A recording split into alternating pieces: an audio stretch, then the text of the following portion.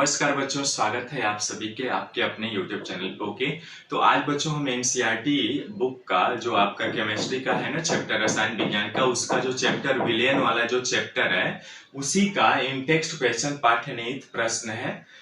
Question number 2.9 है। ठीक है, इसको हल करेंगे। इसके सारे टॉपिक्स को हम लोग प्रीवियस क्लासेज में डिस्कशन कर चुके हैं और बहुत ही बेहतरीन तरीके से कर चुके हैं। ठीक है, तो चलिए क्वेश्चन क्या कह रहा है उसको समझते हैं। कह रहा है कि 298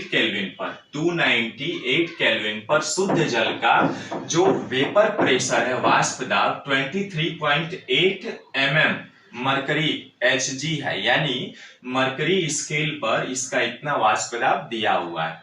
850 ग्राम जल में 50 ग्राम यूरिया यानी NH2CO NH2 घोला जाता है। इस विलयन के लिए जल के वाष्प दाब एवं इसके आपेक्षिक अवनमन का परिकलन कीजिए। देखिए बच्चों, इसका जो विलयन तैयार किया है ना आपने, उसका वेपर प्रेशर और इसके आपेक्षिक अवनमन यानी RLVP का मान हमें गणना करना है। ठीक है, बहुत आसान है, पढ़ चुके हैं हम लोग। आइए हल करते हैं। देखिए जो जो दिया है उसको लिख लेते हैं हम। ठीक है, सबसे पहले क्या दिया है, वेट ऑफ यूरिया कितना दिया हुआ है बच्चों, 50 ग्राम।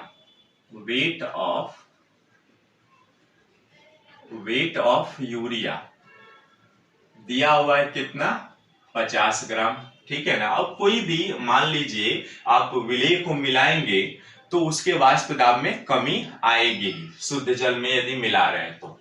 ठीक है, तो 50 ग्राम यानी वेट ऑफ यूरिया कितना है, 50 ग्राम है। ठीक है, अब यूरिया का आप क्या करेंगे, मोलर मास निकाल लेते हैं, है ना। यानी मोलर मास ऑफ यूरिया का फार्मूला कितना होता है बच्चों, NH2CO NH2 होता है। इसका फार्मूला आप निकालेंगे यूरिया का तो कितना आएगा बच्चों, देखिए नाइट्रोजन का साथ 14 और प्लस 2 हाइड्रोजन है, एक हाइड्रोजन का एक, प्लस कार्बन 6 12 और plus oxygen 16 plus nitrogen 14 plus 2 गुणे 1।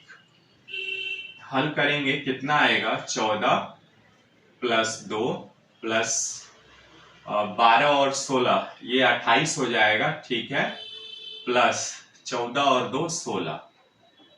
ठीक है, ये आपका हो जाएगा 14 6 20 और 10 30 और प्लस 28 2 30, यानी ये आ जाएगा 60, है ना। ये आपका मोलर मास ऑफ यूरिया कितना आ जाएगा, 60 आ जाएगा। ठीक है, यानी इसका 60 ग्राम मोल इनवर्स 1 आ जाएगा। ठीक है, यानी वेट ऑफ यूरिया हमने निकाल लिया, मोलर मास ऑफ यूरिया निकाल लिया। ठीक है, अब क्या क्या दिया हुआ है, अब हमारे पास जो दिया हुआ है शुद्ध जल का कुल भार कितना दिया हुआ है, यानी वेट ऑफ कितना दिया है, शुद्ध जल यानी प्योर वाटर, शुद्ध जल 850 ग्राम। ठीक है, दिया हुआ है शुद्ध जल। अब इसके बाद हम मोलर मास निकाल लेते हैं H2O का भी, तो मोलर मास ऑफ H2O यानी प्योर वाटर का कितना हो जाएगा, 2 गुणे 1 यानी 2 हाइड्रोजन है, एक हाइड्रोजन का एटॉमिक मास 1 होता है, प्लस ऑक्सीजन का 16 यानी 18 ग्राम मोल इनवर्स 1 आ जाएगा। ठीक है, ये निकल गया। अब हमें क्या करना है, इनके मोलों की संख्या को निकालनी है, यानी मोल ऑफ यूरिया के मोलों की संख्या निकालेंगे तो W/M हो जाएगा, यानी भार बटे अणुभार हो जाएगा। भार कितना है यूरिया का बच्चों, 50 और यूरिया का भार कितना आया है, 60। ये आप भाग देंगे ना बच्चों तो ये आपका आएगा 0.833 मोल आएगा। ठीक है, 0.833 मोल आएगा, भाग दे दीजिएगा, आ जाएगा। अब जैसे ही यूरिया के मोलों की संख्या निकाला आपने तो वैसे ही H2O के मोलों की संख्या निकालेंगे। H2O के मोलों की संख्या यानी W/M हो जाएगा। H2O का भार कितना है, 850 और बटे 60 कितना आ जाएगा बच्चों, इसका भाग देंगे ना आप तो आएगा 47.222 मोल आ जाएगा। ठीक है, इतना निकाल लिया आप। अब इसके मोल अंश को निकालेंगे, क्योंकि मोल अंश ही होगा इसके आपेक्षिक अवनमन का परिकलन। ठीक है, तो मोल अंश निकालेंगे किसका, यूरिया का, है ना। मोल अंश को x से निरूपित करते हैं तो मोल अंश ऑफ यूरिया बराबर होता है यूरिया के मोलों की संख्या बटे कुल मोलों की संख्या, यानी यूरिया के मोलों की संख्या प्लस H2O के मोलों की संख्या। ये भाग दीजिए आप, कितना आया है देख लीजिए, 0.833 बटे 0.833 प्लस H2O का कितना आया बच्चों, 47.22। अब इसका भाग देंगे ना बच्चों जोड़ करके आप, तो ये आएगा 0.0173 आएगा। ठीक है, मोल अंश आ गया इसका। ठीक है, तो हम जानते हैं कि यहाँ पे हम जानते हैं कि राउल्ट्स के नियम से, यानी अकॉर्डिंग टू राउल्ट्स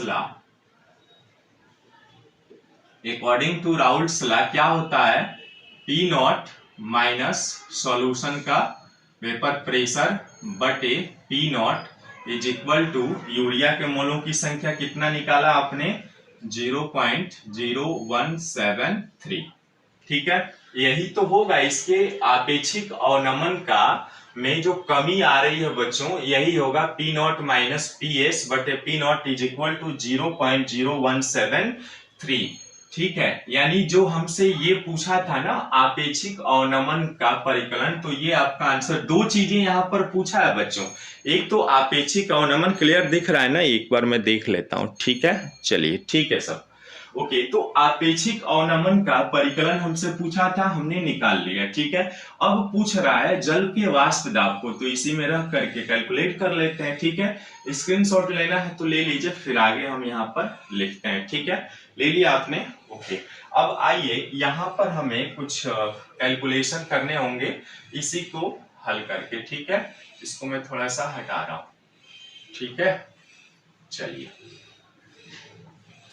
साथ में नोट डाउन भी करते रहिएगा, और यदि आप चैनल पर नए हैं तो प्लीज चैनल को सब्सक्राइब, लाइक और शेयर करिएगा, साथ में घंटी का आइकन जरूर दबा लीजिएगा बच्चों। ओके, तो चलिए अब दूसरा हमसे पूछा है, तो इसलिए हमें यहाँ पर मान P नॉट माइनस सॉल्यूशन का दाब बटे P naught is equal to 0.0173। P naught का मान दिया हुआ है, देखिए कितना दिया हुआ है, 23.8। ठीक है, सॉल्यूशन का प्रेशर निकालना है हमें, बटे P नॉट का मान है 23.8। ठीक है ना, बराबर 0.0173। अब त्रिय गुणा कर लीजिए। ठीक है, गुणा करके निकालेंगे तो ये आ जाएगा आपका 0.0173 गुणे 23.8 इज इक्वल टू इतना 23.8 minus vapour pressure of solution, इसको इधर लाता हूं मैं तो ये PS प्लस में हो जाएगा 23.8 माइनस ये आ जाएगा 0.0173 गुणे 23.8। इसका कैलकुलेशन करिए तो 23.8 माइनस इसका गुणा कराएंगे तो कितना आएगा बच्चों, इसका गुणा कराएंगे आप तो आएगा 0.412 और इसका माइनस कराएंगे तो ये आएगा 23.388।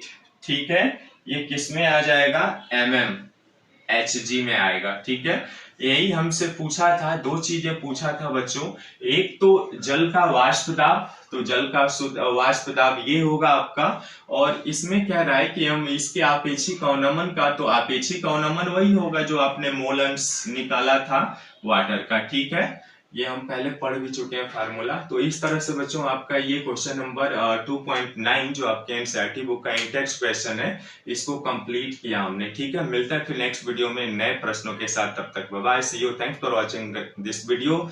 पढ़ते रहिए, मस्त रहिए।